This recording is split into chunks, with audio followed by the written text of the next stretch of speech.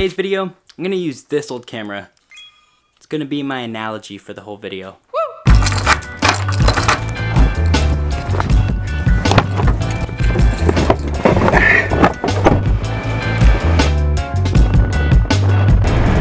For this video, I could go the more traditional route of actually going up, showing firsthand exactly how you can be on a budget and go overlanding. Instead, I'm gonna use this camera to just kind of show you guys kind of an analogy of why you don't really need to spend a lot of money to really go overlanding.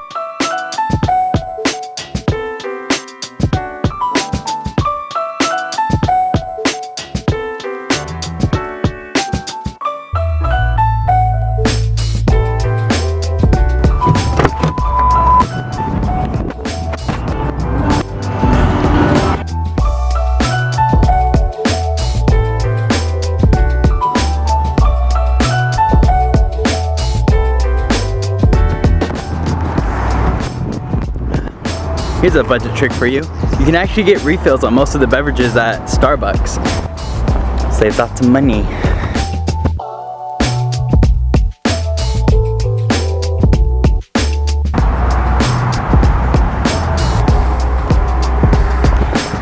This camera that I'm filming on right here is my Canon ELPH 300HS. This thing is a dinosaur. It came out back in 2011. That's 11 years ago.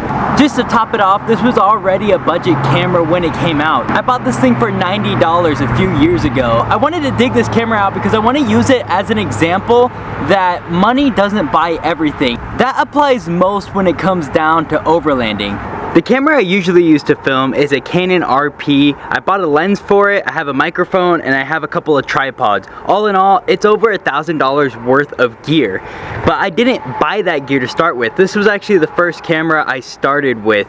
See, the thing is, when you go to start out doing overlanding or even making YouTube videos like this, a lot of people want to go out and buy the gear because they see everybody else doing that. Overlanding in its concept is inherently really expensive. You already have to have a vehicle to start with, and on top of that, there's so much gear out there that's super cool that a lot of people want, like rooftop tents and scottles and lots of other things. But just like rooftop tents and scottles, there's other things out there that are so much cheaper that accomplish generally the same thing. This camera that I'm using right now is not as good as my other camera, or just like using a regular ground tent is not going to be as good as a rooftop tent, but we're accomplishing the same thing here. By using this little camera, I'm saving so much money, and it's a lot easier to get around. Why would you spend all that money when you haven't even got out and tried it yet? I think at the root of it, a lot of people are just scared to actually get out and try to go overlanding until they buy all the extra gear. I'm guilty of making this mistake. I feel like everybody who's ever tried to go overlanding has made the mistake of buying things that they didn't need. And that's why we know from experience that there's a lot of things that you think you need that you really don't.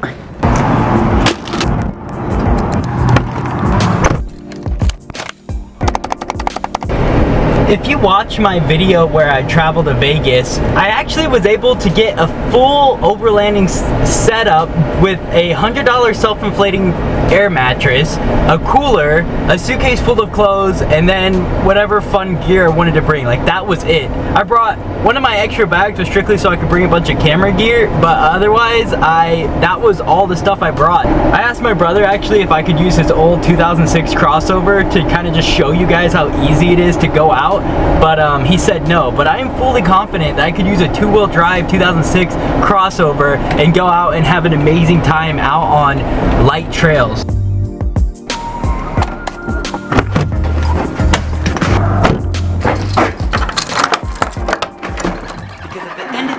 Everybody wants this, but not everybody understands that they had to have this to get to that point.